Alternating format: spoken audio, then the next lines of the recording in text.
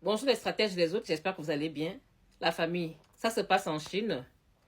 Un ex-ministre de l'Agriculture condamné à mort pour corruption. La famille, c'est ce qui est là. Les amis, s'il vous plaît, avant de poursuivre cette vidéo, je vous invite d'abord à bien vouloir m'aider à la partager. Aidez-moi à faire circuler cette vidéo, la famille. Faites tout ce qu'il faut pour qu'elle circule. En tout cas, j'ai envie de compter sur vous. Et c'est d'ailleurs ce que je vais faire là. Alors, la famille, ça se passe en Chine, hein, comme je vous l'ai dit d'entrée. Il y a une purge qui se passe en Chine. Oui. Parce que malgré ce que certains veulent souvent, en fait, l'étiquette que certains veulent souvent coller au président chinois à la Chine, l'étiquette des dictateurs de pays où il y a la dictature, la famille, malgré ça, eux, ils font les choses là-bas en faveur des populations pour protéger l'intérêt de tout le monde. Donc, un ancien, bien sûr, ministre de l'Agriculture chinois, a été condamné à mort pour corruption. Parce que, en fait, entre 2004 et 2025, non, 24, attendez, c'est mieux que je lise ce qui est écrit dans ce journal. Voilà, entre 2007 et 2024, voilà. Dépôt de vin de plus de 32 millions d'euros. 32 millions d'euros. Normalement, ça c'est quand on convertit. Mais sinon, le montant est donné en monnaie chinoise. Vous connaissez, tout pour eux est compliqué, la famille. En tout cas, vous-même voyez ça là-bas. Donc, concernant en fait ce ministre, cet ancien ministre, Tang Renjian, en tout cas, la famille, mieux, je vais vous mettre son nom ici. Il a accepté des pots de vin, c'est le journal qui écrit, hein. Voilà, donc, il n'y a plus besoin de parler au conditionnel, apparemment, c'est avéré, puisque le journal parle sous une forme affirmative. Donc, concernant Tang Renjian, il a accepté des pots de vin en espèces et en biens pour un montant total de plus de 268 millions de yuan, en tout cas 32 millions d'euros, de 2007 à 2024, précise un communiqué du tribunal. Ces pots de vin ont causé des pertes particulièrement graves aux intérêts de l'État et du peuple, en justifiant donc la peine de mort. L'accusé a avoué ses crimes, bien sûr, et exprimé des remords. Voilà, c'est ce qu'on appelle normalement, en langage politique, crime financier. La famille, c'est ce qui est là. Je ne saurais dire en fait si c'est une bonne chose, hein, parce que moi personnellement, je ne suis pas pour la peine de mort. D'après ce qui est écrit dans le journal, en fait, il a pris une peine de mort avec exécution de 2 ans. Avec exécution de 2 ans. La famille, personnellement, je ne suis pas pour la peine de mort. C'est-à-dire pour la peine capitale. Et peu importe la raison. Par contre, je suis pour une prison à vie. Donc, tu ne peux pas rester en prison à vie. À partir du moment où tu as fait, bien évidemment, tu as commis en fait un acte qui mérite que tu sois sévèrement puni. Et pour moi, la punition en question, c'est vraiment la prison à vie. Par contre, la famille, est-ce que vous pensez que ce genre de choses peut se passer chez nous au Gabon? Moi, je ne parle pas de la peine de mort, hein, parce que, comme je viens de vous le dire, je ne suis pas pour la peine de mort. Mais je suis pour le fait qu'on punisse ceux-là qui commettent au quotidien des crimes financiers. Et ils sont pleins au Gabon. On se rappelle encore le général Oligui quand il venait d'arriver et qu'on lui avait posé cette question par rapport à ce qu'il allait faire avec les personnes ayant commis en fait des crimes financiers et même rituels. Mais il avait dit en fait que s'il doit d'abord poursuivre ces gens-là, mais il se met tout le monde en prison et puis on a dit que oh non, le général est mauvais. Mais ce n'était pas tout le monde en fait. C'était une réponse stratégique.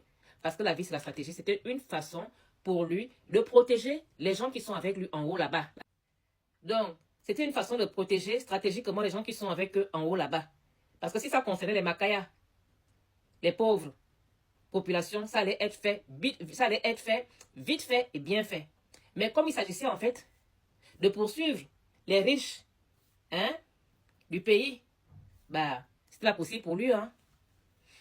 La famille, c'était pas possible. Voilà pourquoi il n'a jamais voulu ouvrir une commission vérité, justice et réparation. Parce que qui va payer? C'est pas les pauvres. Ce sont eux-mêmes en haut là-bas, la famille. Et c'est la même chose partout en Afrique, les amis. Est-ce que vous pensez que dans nos pays africains là, on peut prendre ce genre de résolution, punir sévèrement ceux qui commettent des crimes financiers, en appauvrissant ainsi les populations? C'est là pour rien.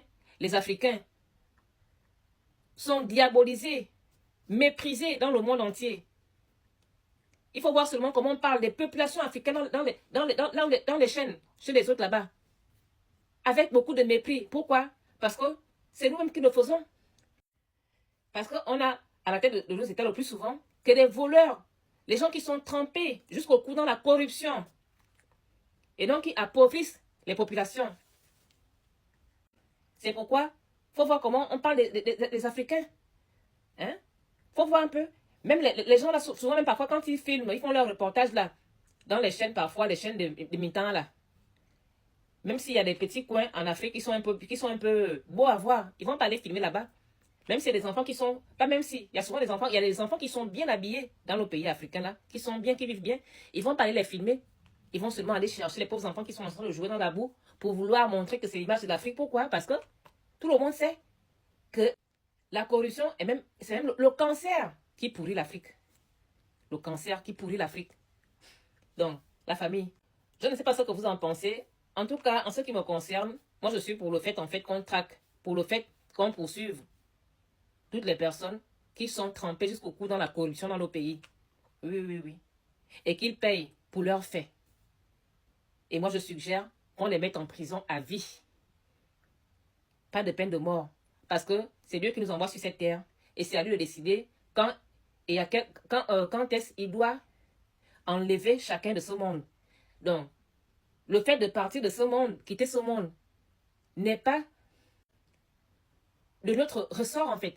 C'est pas à nous de décider d'enlever X ou Y de ce monde, non. Par contre, si quelqu'un a fauté, bah, que la personne paye pour sa faute. Est-ce qu'en Afrique aujourd'hui c'est possible que c'est tous ces gens qui sont en haut, hein, qui sont censés bien gérer les pays, mais qui préfèrent mal gérer pour se remplir eux-mêmes les poches? Est-ce qu'il y a possibilité qu'un jour, on puisse en fait les juger pour que ces gens puissent en payer pour ce qu'ils commettent? En tout cas, laissez-moi vos avis ici en commentaire. Chez nous en Afrique même, surtout au Gabon, si on se met à mener des enquêtes pour savoir qui sont dans la corruption, pour que ces gens puissent payer pour ce qu'ils font de mal aux populations et au pays. Donc, si on commence à mettre ces gens-là de côté au Gabon, il y aura plus grand monde en haut, hein, la famille. Ça veut dire en fait que nous-mêmes, on prendrait en fait notre pays en main et mieux faire les choses pour profiter pleinement de nos ressources dont Dieu lui-même nous a dotés. On essaie de dire aujourd'hui là que non, tous ceux qui sont dans la corruption, on les met de côté. D'ailleurs, au Gabon, on se souvient encore la famille, à l'époque d'Ali Bongo, où il y avait un certain ministre de la corruption qui avait voulu vraiment faire les choses. On se rappelle encore de cette vidéo qui avait fait le buzz, qui avait fait une des réseaux, dans laquelle il tapait du poing sur la table que trop c'est trop, et il disait que la corruption commençait chez eux en haut. Chez eux en haut. Et le pauvre avait été rapidement recadré par les gens avec qui il était aussi en haut là-bas, certainement, qui lui avaient dit, qui t'a permis de faire ça, qui t'a demandé de faire ça. Tu veux montrer que tu es qui? Tu as trouvé que c'est comme ça qu'on fait, nous tous on fait le foufou, là toi aussi tu vas le faire, la famille. C'est même ce que je vous disais hier, d'ailleurs, j'avais même oublié cette histoire, cette version. Vous voyez, dans l'une de mes vidéos d'hier, hein, la famille, je vous disais que il y a souvent certains endroits où tu vas aller travailler, tu constates que ils font du foufou là, tu te dis, ben non, c'est pas possible de travailler comme ça. Et toi, tu vas vouloir faire les choses correctement. Sauf que les autres vont voir ça mal et ils vont te dire que tu veux montrer que tu es qui. Hein? Que si tu ne t'alignes pas, donc les autres vont te dire que tu veux montrer que tu es qui, que tu es quoi. Que si c'est comme ça, tu dégages de la boîte.